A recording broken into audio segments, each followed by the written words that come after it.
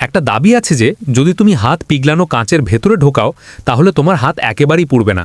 এমনকি অনেকে তো এতদূর পর্যন্ত বলে যে ন্যাংটা হাতে পিঘলানো স্টিলকেও চড় মারা যায়।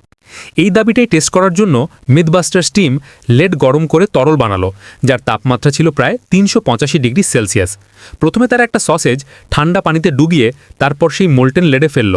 তখন দেখা গেল সসেজটা একটু কালচে হলো এবং কিছু লেড তার গায়ে লেগে গেল।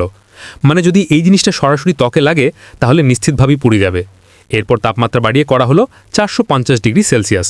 আবার একইভাবে টেস্ট করা হলো। আশ্চর্যজনকভাবে এবার সসেজ একেবারেই পড়েনি, এমনকি তার গায়ে কোনো লেডও লেগে থাকেনি, বরং বাইরে বের করার পর সেটা একদম ঠান্ডা ঠান্ডা লাগছিল। এবার এলো আসল পরীক্ষা।